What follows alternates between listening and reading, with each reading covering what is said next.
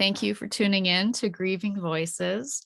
Today, I'm very excited to share my guest, Kristin Sherry. She is a mentor of mine, and she is also the best-selling and award-winning author and creator of the YouMap Profile, a 2020 Career Innovator Award recipient from Career Directors International. And she is the managing partner of YouMap LLC, as coaches, consultants, and leaders as YouMap coaches. Kristin is the author of international bestseller YouMap and a Pencraft Award winner in business for her management book, Your Team Loves Mondays, right? She is also the author of Mom's Choice Awards Gold children's books, You've Got Gifts, You've Got Values, co-authored by Lila Smith, and You've Got Skills, and the 2020 National Book of the Year, Maximize 365 from Indie Book Awards. Thank you so much for being here. Thank you, Victoria. It's been a long time coming, hasn't it? It has. For those who don't know, Kristin Sherry, because she is the creator of YouMap, she is who I received my certification through for YouMap as well. Mm-hmm. And it's a very, how YouMap coaches are there now, would you say? I think we're just coming up to 130 in 7 countries. Now that's a very small group in the scope of the world. And so yeah, I just because we certify in small batches of 6. So It takes a while. So we're active. And I like that. I like that. But it's growing. It's really growing and expanding. And it's amazing. And so many coaches in our small circle are doing amazing things with YouMap. I incorporate it with my grief recovery work because I feel like it was the missing piece in the work that I was doing with people, because career grief is a huge aspect of life. And we don't necessarily connect the dots of what's happening in our lives personally with grief if we've lost a loved one or things like that, because grief is a real clarifier in a lot of ways for many of us. And we might have, the death of a breadwinner in our home. And so we suddenly find ourselves having to navigate first maybe entering the workforce for the first time, or maybe needing to really buckle down and find something that's more sustainable or stable or offers more income. So I really am excited about this conversation because it is an aspect of grief that has not been talked about on the podcast as of yet. And who better than to have a career expert like you? So thank you.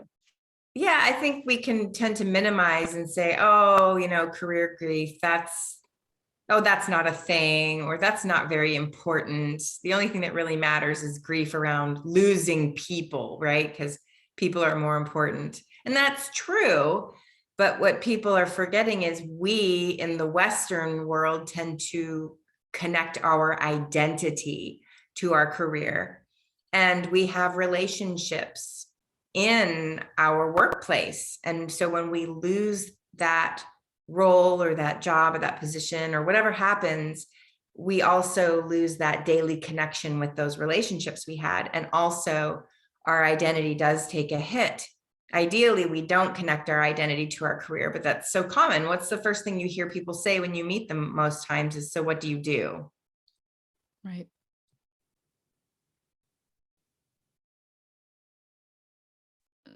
The Kristin Sherry that you were maybe 20 years ago to the Kristin Sherry who developed YouMap, and career grief, and maybe grief otherwise in your life, that clarified things for you, because I just said, grief is a clarifier. So yeah, that's true. I've had a lot of that. Actually, I've had a lot of career grief. I've had more career grief as a form of loss, if you will, than I've had grieving of losing people. So, and I think that's probably because I've transitioned so much in my career. I'm like a serial job changer. I was before I owned my own business. I have had situations where I quit my job and took a new job, and then someone showed up with a gun on site and the place shut down. So I had quit my job and started a new job, and then I couldn't go to work at my new job because of this domestic violence situation that happened. at the company, and that I was thrown into this super chaotic situation. I've had situations where I've had to quit my job with nothing lined up, and I was the primary breadwinner because of very unusual toxic workplace situations happening that was just not sustainable to stay there. I've had situations where I was offered a promotion in a different department in the company and was given a counter offer in my department. So I declined a significant promotion and they reneged on their counter offer of promoting me. So I lost an amazing job offer because they didn't follow through. I've had situations where my husband and I both lost our jobs the same week. And we found ourselves with 2 kids. At that time, I have 4 now, but we had 2 kids and no income and no savings really either at that time. So yeah, and that's just the tip of the iceberg. I could go on, but you get the idea. I've had a lot of career disappointment. So what was the one thing that kept you? I imagine you knew your value, and that's what kind of kept you pursuing things. But what can you speak to that and in particular about how when we're not valued, like you said, they didn't follow through, and so they didn't value you as an employee. Can you speak to how when our values are dishonored, kind of adds to the grief too? Oh, there's a lot to unpack here. So there's a couple of things that I would say in terms of how I've been able to navigate those things. First of all, the benefit of hindsight.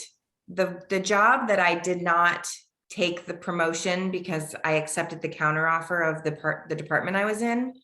If they had not counteroffered, for example, and I had gone to the department, it was running the biophysics department in it was a graduate level biophysics program, and it would have been basically being the administrator of that program.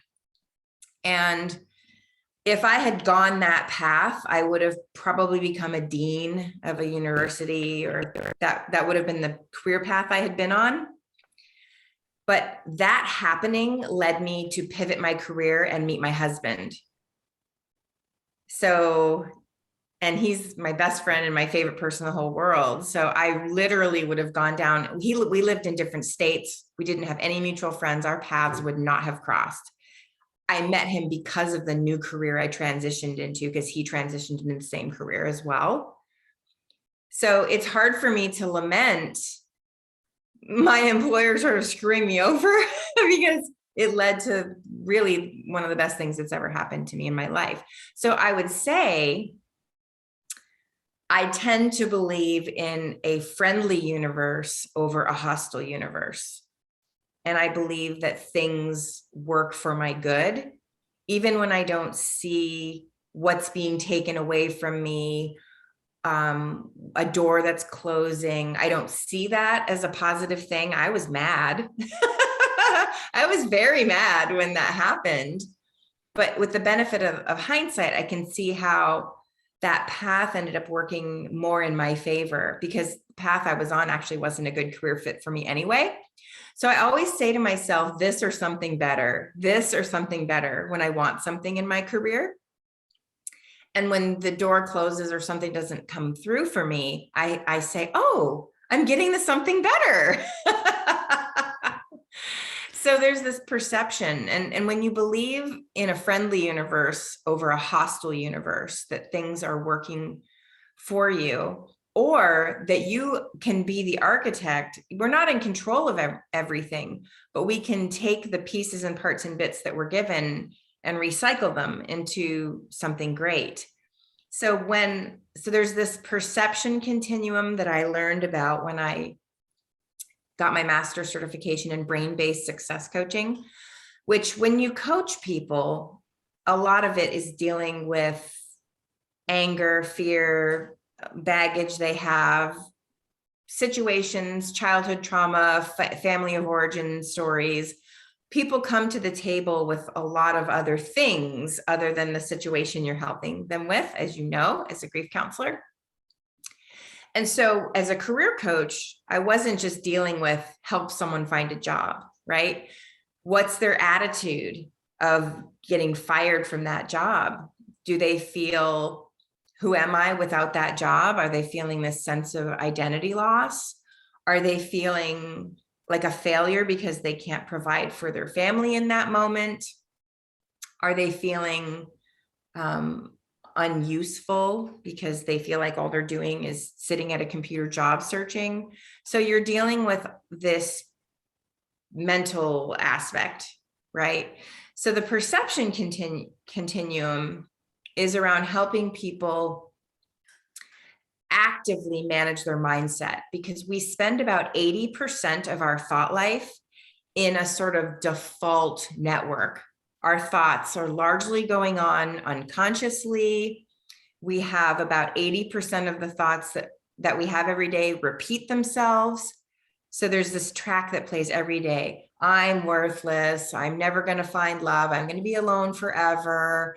Nobody appreciates me. My life has no meaning. Whatever we tell ourselves, we tend to repeat those messages daily, day after day. And because those thoughts go subconsciously, they tend to go unregulated. We're just, they run away with us. And then what happens is we start to have some sort of biological reaction to those thoughts. So we're having these negative thoughts. They put us into this sense of fear, harm, despair. And then so we start to have actions. Those thoughts become things. So we withdraw, we become self-protective, we become angry, we start feeling depressed. Our brain starts to release neurochemicals that put us into the fight, flight, freeze mode. And so those thoughts are not harmless because they become, we start releasing chemicals in our brain in response to those thoughts, and then it affects our actions. And I remember my mother saying to me when I was younger something, and at first I had sort of a negative reaction to it. She said, people's lives are largely a product of the decisions they make. And I had a negative reaction to that because, first of all, I didn't like the accountability that was attached to that. And I thought, well, people have a lot of bad things happen that are outside of their control. But what I didn't realize is how we respond and react to those things, the decisions we make, and even the indecision, not acting as a decision, right? So if we go through life and we don't act and we don't act and we don't act, decisions can be made for us. And so when she said people's lives are largely a product of the decisions they make, I thought, I'm going to make sure that I'm proactive in making those decisions because I didn't want those decisions made for me, or I didn't want my indecision to lead to outcomes that I didn't want. And so that was sort of the start of the journey for me. So the perception continuum has two parts to it. And it's like a coin, you know how you have heads on one side and tails on the other. So on one side of the coin is that threat and defend model that comes from the fight, flight, freeze response, threat and defend. And when we are in a threat and defend mode, we feel a sense of harm. We feel we have no options. We feel things are unfair. We feel broken. We start to feel doubt, fear, confusion. We look at things from the perception of loss, deficit, and lack. And that leads to despair. So we might start to feel offended. We might start to avoid. We become self-focused, that navel gazing. We start to put walls up to protect ourselves, and we disengage and we withdraw. But there are options to choose for each one of those things. Instead of feeling harm, we can choose to feel safe. And so we then choose to be in the other side of the coin, which is the flow flourish model. So creating safety, for example. So when we feel we have no options, we can say, oh, I have the freedom to choose. When we feel something's unfair, we can choose gratitude. When we feel broken, we can focus on feeling whole. We can choose optimism over doubt. So you can see everything has a companion. Fear, the other side of fear is trust. The other side of confusion is, what's the meaning in this? The other side of loss, lack, and deficit is, I have enough. I will be provided for. The other side of despair is hope. And instead of avoiding, you can press in and approach a person or people or a situation. Instead of disengaging, you can engage with authenticity. Instead of being self-focused, you can look at the big picture. Instead of being offended, you can give people the benefit of the doubt. There's always another choice. Well, so how do you get there? Well, the first thing is, when you lose a job, for example, or you apply for a position and it's not given to you, you don't get that promotion, or you get an injury and you can't pursue let's just say you wanted to go into the military and you don't pass the physical, or let's just say you want to be a hand surgeon and you have an injury on your hand, and now your whole career you had planned out. Well, when I lost my job, I said, this is disappointing, and I'm going to be grateful for the friendships I made, for the experience I gained, and I know that I am going to be okay. I'm excited to see what's next for me. This is going to open up opportunities to try something new, meet some new people. And I think we claw into our circumstances because we don't like change. Most people don't like change. Some people do. And we definitely don't like change that wasn't on our timetable and by our design. When it's someone else's change imposed on us. But we can choose how we respond to that. Where is the opportunity in this? What is something I've always wanted to do or try instead? And so when those doors closed, one time I got a training email from our company. It was a job board notice. It was a director of training position. And I was at the time, I was an interim senior manager of operations. And I thought, oh, I'd love to go into training. I always wanted to work in training. So I applied for this job as the director of training. And I had done a lot of the work with my team that they were looking for. So I thought, oh, I have the experience. I already know the company. I'm already in the company. I didn't even get called for an interview, let alone not get an offer. And I thought, oh, that's unbelievable to me that I never even got called in for an interview. I checked all the boxes here. But I came to find out later that this division had a terrible work-life balance. Everyone worked 80 to 100 hours a week there. And culturally, it would have been a terrible fit. I had 2 small children and I was a single mother. So if I had got that job, it would have been a disaster for my family. So when you start to look back at situations that were disappointing, you can apply this perception continuum. What was a time that I felt something was unfair and I was able to be grateful that that actually ended up happening? What was a time that I was doubtful, but really optimism was warranted because of how it worked out? Or what was a time where I wanted to withdraw and focus on myself, but I focused on other people, serving others, looking at the big picture, and showed up and engaged? And how did that work out? What was a time that I feared something and that fear never even came to fruition? I think when we look back and can see all of the things that were disappointments that actually worked out, that helps us see that ultimately we can have faith in a universe that is not hostile toward us, but that works in our favor.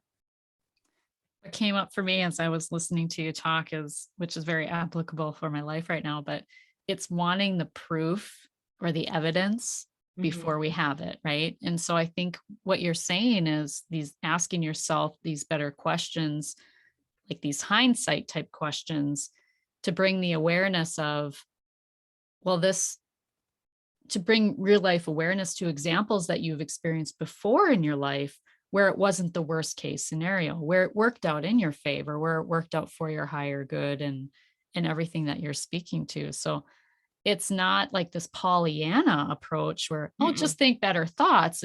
Yeah. It's looking for evidence in your life before in these hindsight type questions. And I think that's a great way to actually live our lives in every aspect.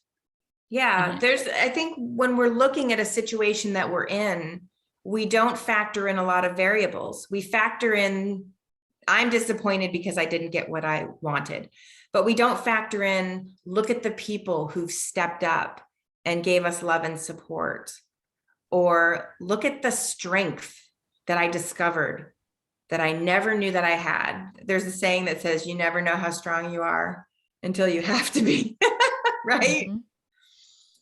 I think when we're in those trials, that's when we have a chance to actually shine, because we learn and we grow from those experiences.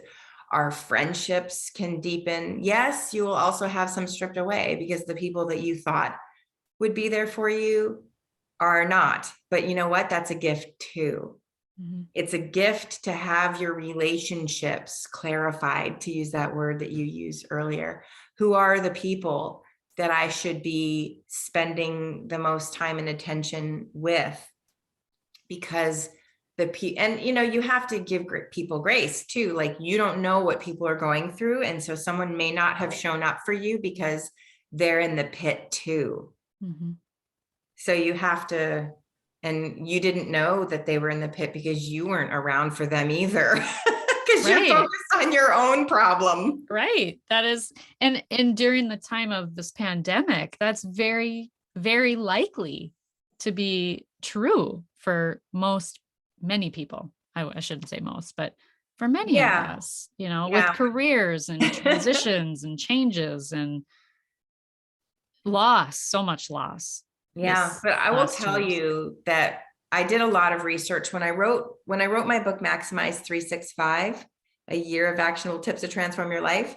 I did research on happiness, and people who focus intently on themselves, like, where are your thoughts all the time? Is the first thing you think about when you wake up your situation, your problem? And do you carry that through the day? Are you even getting your eyes up off your desk and looking around and seeing who can you help, who might need you? It's difficult to want to serve people when you're hurting. I get that. But research shows that people who serve others and focus on others are the happiest.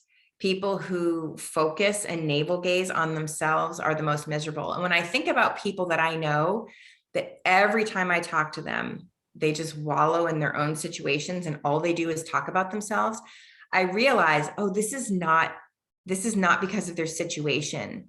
This is because of the setting they have themselves on. And it's going to be another situation and another situation and another situation. Because I will get to the end of the year and I'll say, boy, that was a great year. And every year I say that, and the next year is going to be better and better and better. But it's like, well, wait a minute. I've had 2 miscarriages.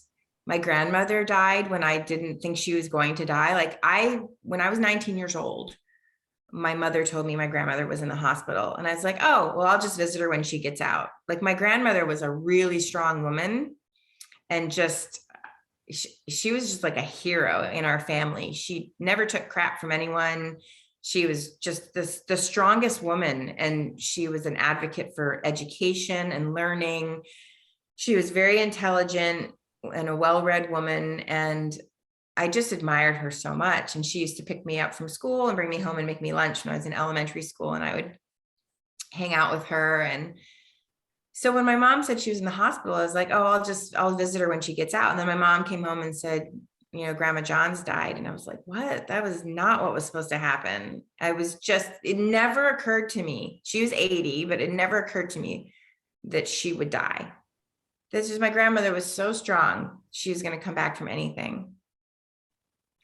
And even though every year has one of those things, I mean, I don't lose a family member every single year, but my cat was viciously attacked. A cat I had from I was 8 years old, and when I was 24, she was viciously attacked by 2 neighborhood dogs, and it was a horribly traumatic experience.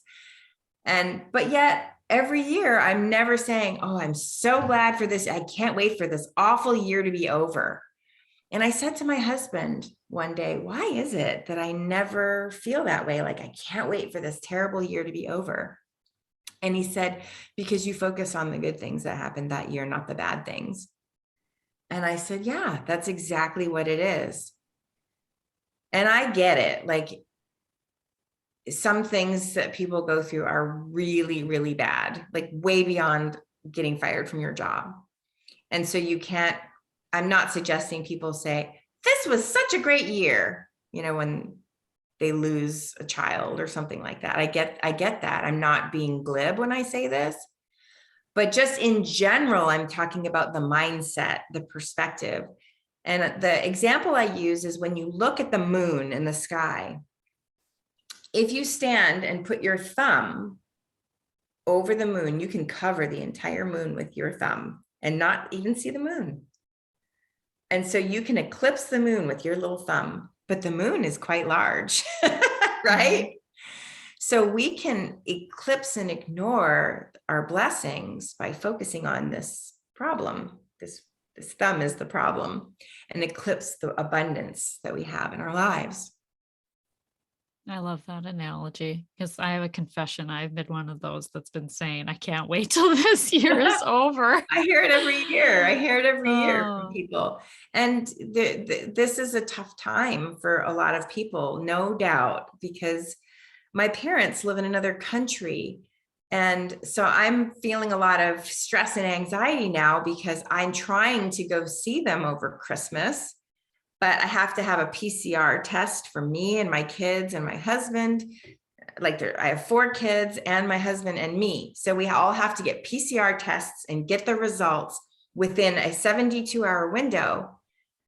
And we're supposed to go the 27th, but it's Christmas on Saturday. So there's not going to be anything doing tests. And will they even be open on Sunday? And Friday is going to be too soon and Monday's too late. So now I'm like, how am I going to see my mom and dad? My dad had a very critical health scare this year. We got to the emergency room and my mother was told if she had brought him in even an hour later, he would not have survived because he was in septic shock and his whole stomach had filled with bile and he was vomiting bile, which is terminal if it gets in your windpipe and into your lungs. He was on the edge of death. And I was able to get into Canada earlier this year to be able to see him, and thankfully he survived and he's getting stronger. It was a very touch and go situation if my dad was going to make it. So my parents are 77 and 76, and we're in this situation where we live in different countries. And so that is very stressful. A lot of people who are separated from loved ones because of the pandemic. So in a situation like that, instead of me just every day focusing on, oh, I can't be with my parents and I know I'm going to lose my parents and I won't be able to go to their funeral, instead of like catastrophizing like that, I focus on, well, what can I do?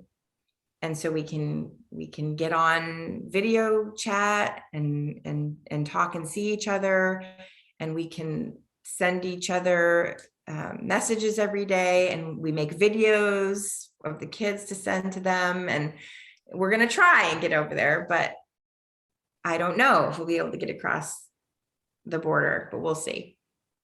Fingers crossed. Yeah. But yeah, I know a lot of people are in those types of situations, but it really doesn't serve you well it's not harmless to wallow in the stress of your circumstances, because when you feel really bad, that becomes physical, right? You get ulcers, and I mean, I'm not telling you anything you don't know, all of the different physical ailments that come from stress. So I exercise every day. I do have a rest day, but I exercise every day. You can get a 12-hour mood boost from walking in the forest, from the oxygen coming off of the trees. But it's funny because we turn to food a lot of times, and sugar in particular, which is really quite poisonous in our body in large amounts. Processed sugar, fruit, natural sugars are great, maple syrup, pure maple syrup, and fruits and things like that. But we turn to food, and that sugar might give you an immediate boost, but it actually tanks your mood. Food affects your mood. And so when we're not eating clean foods, when we're eating the processed junk that gives us that drug, it's like sugar is more addictive than cocaine, you know? So it gives you that immediate, but you have the crash of drugs, that crash afterwards. Sugar gives you the same thing. You're much better off exercising for a mood boost than eating ice cream. We were just talking before we started to record, and I was telling you about my son who's been kind of in and out of the hospital the last few weeks. And we just came out of a stint of him being in the hospital. And I was telling you how just physically that stress is manifested in my body. Like even my eyeballs hurt, like to put my eyeballs up. It's like, oh, and I have a canker sore the size of Texas in the inside of my lip. Like that's that's usually the first thing that happens is I get canker sores. And so, yes, absolutely 1000% stress manifests in our bodies, grief manifests in our bodies. And I think that's one of the first things that goes out the window when I'm stressed is my self-care. The one thing that you need the most, we often neglect when we really need it. And it's really difficult in hospitals too. I suppose I could walk the halls, and I should have. Like I'm like now hindsight, it's like, we definitely need to walk more, instead of just sit. You do so much sitting. Do laps around the hospital for sure. Right. Yeah. I would love to hear more and for the listeners to learn more about YouMap and how that transition into you creating that has changed your life and how you've seen it change so many other people's lives, because I absolutely am a huge proponent of YouMap. Like I said, I've incorporated it into the grief recovery work that I do with my clients because I feel like it was the missing piece for many. And so, yeah, take it away. Please share more. So YouMap was created by accident. I think accidental entrepreneur would be a good title for me. I was really unhappy in my own career. And I know people are using YouMap for a lot more than career stuff, but I was unhappy in my career. And I kept going from job to job, and it would give me a new shot in the arm for a little while. But then a year in, I was getting wanderlust again, and I would want to leave. And I really didn't understand why. And I started to feel guilt around that.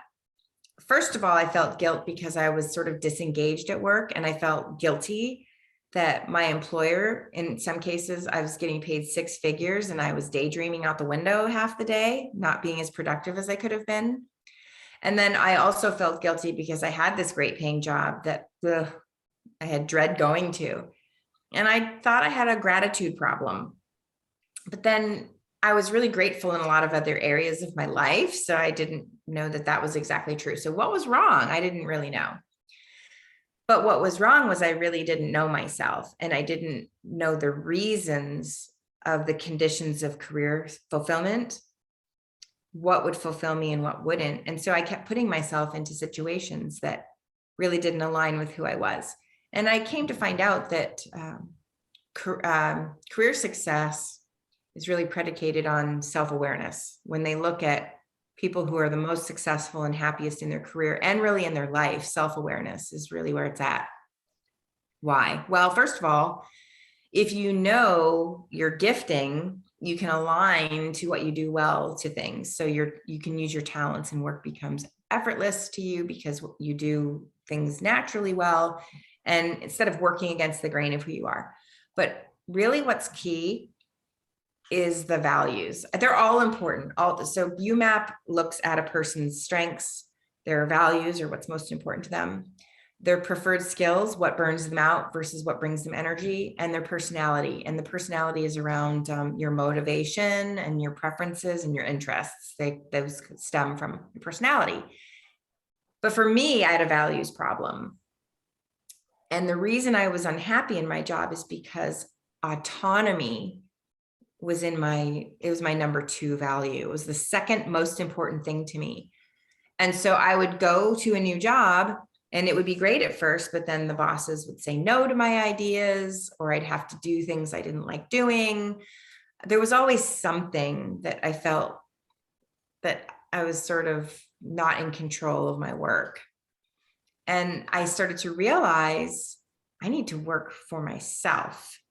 And that's not for everyone. And I think when people go around pushing everyone needs to be an entrepreneur, that's so not true. That is absolutely not true for a lot of reasons. But for me, I was never going to be fulfilled because I wanted to write the script for my own life. And I couldn't do that as long as I was working for other people, because there's a quote by Jim Rohn that says, if you don't design your own life plan, chances are you'll fall into someone else's plan. And guess what they have planned for you? Not much. And that's how I felt at work every day, that I was in someone else's plan instead of fulfilling my own plan. So once that happened, once I realized what my own values were, I started to look at that whole big picture, which gave me the 4 pillars of career fit. I interviewed people. I started taking notes of why people were unhappy, why they were fulfilled. And I started to look at the patterns. And I knew that I had to understand how people worked, why they worked, what they wanted to work on, and who they are. I needed to know those 4 things about people to really help them. And so that fast forward, people are using YouMap for all kinds of things now. Like you said, for grief counseling, how do you grieve? Are you a big thinker? So you grieve by going inward, and you're grieving the loss of a child, and your spouse is a relational person. Their gifting is building connections with people, and your gifting is thinking.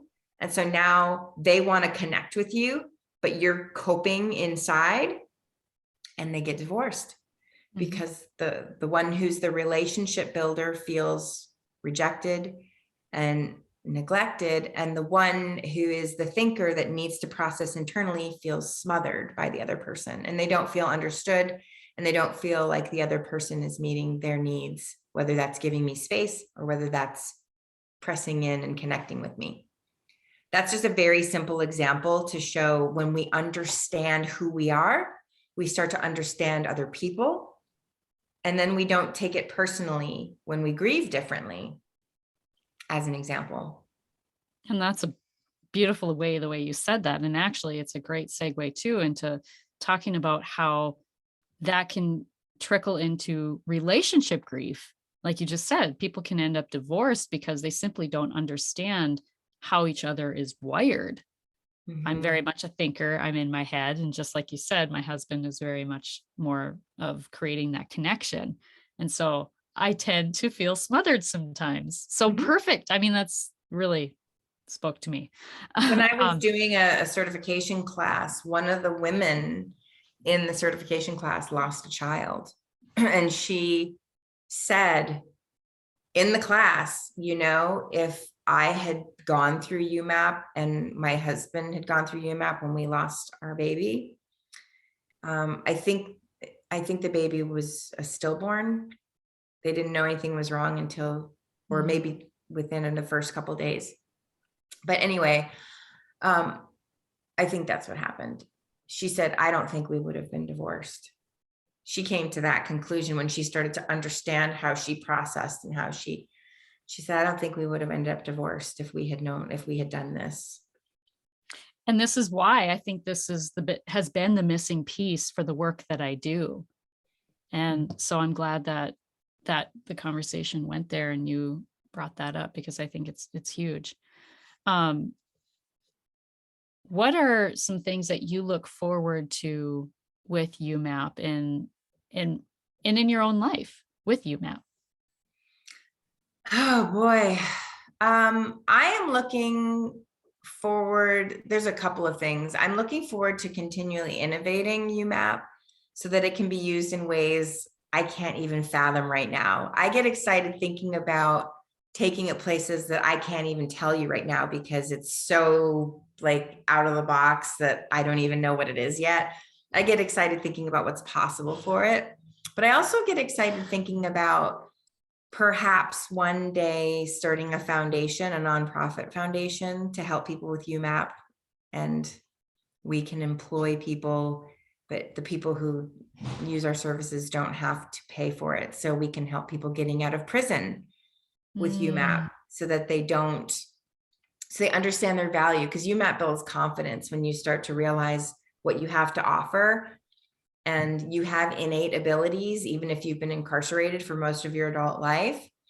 I look forward to being able to offer it to people who are in a situation of domestic violence, because first of all, when women or men are in a domestic violence situation, they don't tend to control the finances or anything. But so to be able to help them build their confidence in who they are just by understanding themselves better alone, and then having a tool to see how they could provide for themselves and what careers would be a good fit for them, those types of things. I really get excited thinking about giving people hope through YouMap in incarceration, domestic violence, potentially even homeless people. I'd like to have a foundation. I'd like to be able to fund it myself, sort of how Bill and Melinda Gates don't need donations from people.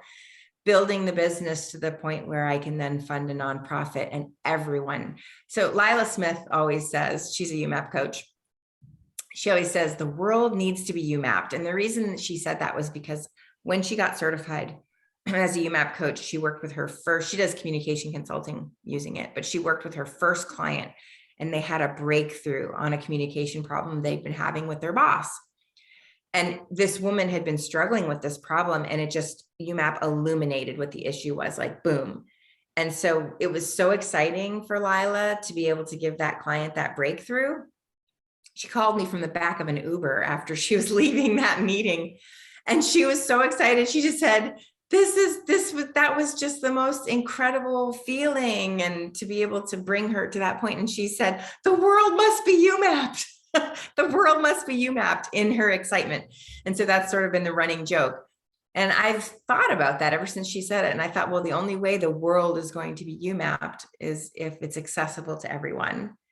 So that's what I think about. I 100% agree. And actually, some of the recent grief recovery clients that I've had that I've used YouMap with them, both of them have had big shifts in their lives as far as career. And one of them is looking to start a podcast, and really just looking at the YouMap, just coming back to that every time and looking at truly, like you said, it builds confidence.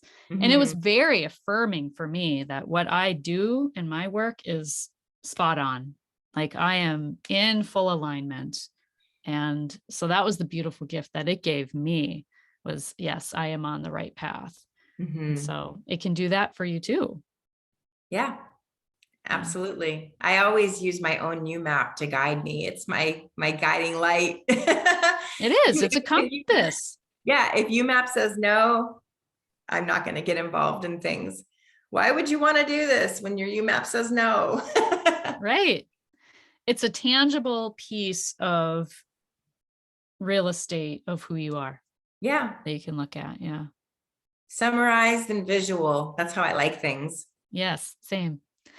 So what is one thing that you would suggest to someone who, and I know you've had a lot of suggestions and the advice, like the different questions are amazing, but for someone who isn't sure if the career is the problem or if it's something else, do you have a way to help someone discern that? Sure. So I have an ideal day exercise that I love to give people. And if you want to put it in the show notes, I can give you a URL to a quick video that people can watch to do it. But if you just go through and think about all the times in your life that you really enjoyed work that you were doing? Even if you hated the job, what were things that you enjoyed? So maybe you had a customer service job that you absolutely hated, but you loved chit-chatting with the customers. Or maybe you had a job as a data entry person and you hated data entry, but you really loved the mission of the organization you worked for. So what were the things that you enjoyed or that you liked? And if you write all those things down, what are the themes that you see? Did you love problem solving? Did you love creating? Did you love thinking and analyzing? Did you love meeting new people? And are you doing that now in your life? How far is your life now? How far have you drifted from this list of things that really made you happy in your work?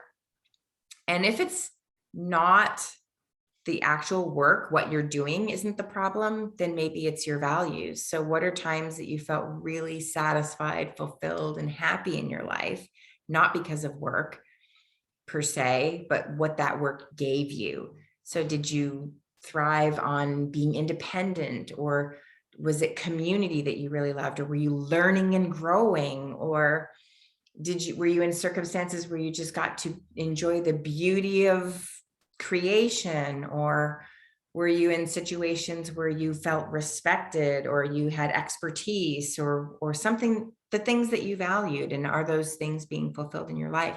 So if it's not how you're spending your time and what you're doing, it might be where you're doing it or who you're doing it for. I love that. And I know you don't work one-on-one with people. And so if anyone listening, they might want to say, oh, I really want to work with this Kristin Sherry, but they can't, right? Is that correct? Yeah. Correct. But you have all these brilliant books that you've put out, which I highly recommend. YouMap is a great start, as well as Maximize 365. I love the segue into the children's books, because I think just like helping children with loss program and grief recovery is intervention. I think in a lot of ways, your books are the intervention of helping children build that confidence before the world kind of gets a hold of you, right? For sure. Yeah. I had a mom write me on LinkedIn, and she said her 4-year-old daughter had been molested by her dad, by her own dad, not the mom's dad. And obviously that's an immense trust break and trauma. And she had been reading through the children's, I think it was the first one, You've Got Gifts, because there's 4 of them. And she said that helping her see her gifting and what was wonderful about her was really increasing her confidence. Because I think when kids are betrayed, for lack of a better word, by the adults in their life, they don't view the adult as the problem. What a terrible, evil person. They view themselves as bad and dirty. And so that's why she wrote me, because she just said she was grateful that her daughter had something to show her what was good about her. Of course, there's nothing bad about her from that situation, but she was feeling that way. Gave her hope for herself. Yeah. So yeah, again, like I said, intervention. If somebody does want to go through the YouMap process and it's not grief related, if it's career related, you could go to myyoumap.com, and you can either get a YouMap yourself, and there's a workbook that goes with it to work through it, or you can go to the Find a Coach page to find a coach that focuses on career. But if somebody is dealing with a loss from a grief perspective, of course, I recommend they work with you. Because I am the only grief recovery specialist that is in the whole certified. world. You are the only one. Yes. I hope I can say that for a long time. Yes, I highly recommend it. Like you said, you can do the DIY, and that's certainly a viable option. But I do think the coaching really helps to implement and facilitate, I think a lot of it too is the accountability piece. And I think many of us, for sure, I know I need that. But also the coaches will add insights that you won't be able to add yourself, because you're too close to yourself. You need that third party objective person to help you look into your situation and reveal things that you can't see, because you can't see the forest for the trees. Yeah. You can't see the label inside the jar, right? Yeah, I always say that. It's hard Yeah, to read the label when you're inside the jar. for sure. And that's true with grief as well. Um, what gives you the most hope for, well, I kind of asked that already. Mm, is there anything else I'll just give you the floor. Is there anything else that you think would be pertinent to people during this pandemic, in the work that you've done and created all through these past several years, that let's just say, let's say you had the mic for 5 minutes.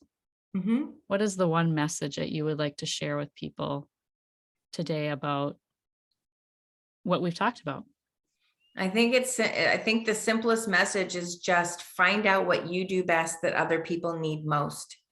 So how do you do that? Well, when you start to think about things you do well, you can ask other people, what was a time I made an impact in your life? Can you tell me about a time you saw me doing something out of my gifting, something that I did naturally well? And how was that helpful, or how did that make an impact? And when you ask 10 people that, you'll start to see patterns. Whether they say, boy, you just are a really good listener, or you're really good at holding space for people and making me feel seen and heard. And just everyone's so busy, I feel like you're the only person that sees me. Or maybe they say, you always know the right thing to say in every situation. Or maybe they say, anytime I come to you with a problem, you're able to just hone in and see exactly what the problem is that I couldn't see. So what is it that you always just do well naturally?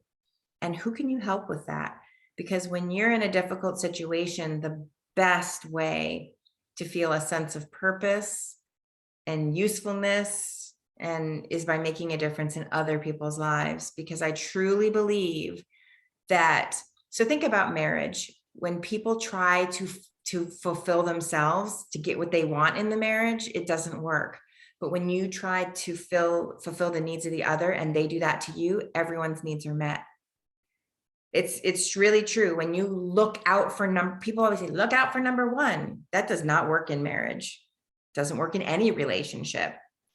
You need boundaries, 100%. Boundaries are important. But when you service the needs of your partner and they service your needs as well, everyone is more fulfilled than when you endeavor to fulfill your needs yourself. There's just something magical about that, about meeting one another's needs, than each trying to meet their own needs individually. It's like something magical happens. Well, it's the same thing in all relationships. I think if you figure out what it is that you do best and you apply it to people where you feel passionate to help, your fulfillment in life will go up. I was a selfish person when I was younger. I always worried about myself, what was best for me, and that just didn't get me anywhere. And the minute I started to invest in other people and making a difference in other people's lives, my purpose and my fulfillment just went through the roof. So that's what I would recommend to people. Stop navel gazing, figure out your gifting, what do you do best, who needs it, and marry those two things together. I hate to say this, but you had kind of cut out where you said, if you, and then it cut out after that. So I don't know what you said after if you. What did I say right before that? It just doesn't work when you're focused on Oh, yourself. yeah. So I basically just said, if you figure out what you do best and who you feel passionate about helping that needs it, and you marry those two things together, that's where that fulfillment happens. Okay. That's I really love that. the message. I love it. I love it. Is there anything else you would like to share? No, I don't think so, except for actually, if you want to have some free videos on some of my content, if you go to youtube.com/C/Kristin Sherry, or just search for Kristin Sherry, Kristin, on YouTube, I have a ton of videos on there to help people in a lot of different areas. Mindset stuff, self-confidence, career, the ideal day exercise, figuring out your strengths, your values. It's all on there on the videos. And I will put that in the show notes, the link as well. Excellent. And how can others find you as well if they want to find you on social media? Where are you at? Probably you can reach me on Instagram at Career Kristin, Twitter at YouMap Creator. I mean, you can connect with me on LinkedIn. I'm kind of on a sabbatical from LinkedIn right now. I got burned out day after day contributing there. So I'm sort of taking a little break. It's been a couple months now, but you can connect to me there for sure. But I only check my messages like once a week there. Or on myumap.com, right? Do you have a Yeah, contact through the info there? website. Yes.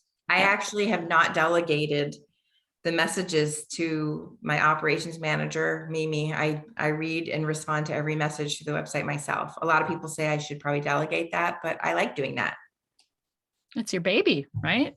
YouMap is your baby. Yeah. Well, thank you so much for your time today. I think this is such an important topic given this long drawn out pandemic that is continuing well into 2022, it seems. But so thank you so much for your time today. I greatly appreciate it. And I have no doubt that anyone listening is going to find some value in what you had to share today. So thank you. Thank you, Victoria. It was a pleasure. And thank you for being a mentor of mine as well. My pleasure. I love it. I love meeting all the YouMap coaches and investing in you guys. It's my joy. And it is a phenomenal program too, by the way. The support is bar none. Thank you. I appreciate that. All right. And remember, when you unleash your heart, you unleash your life. Much love.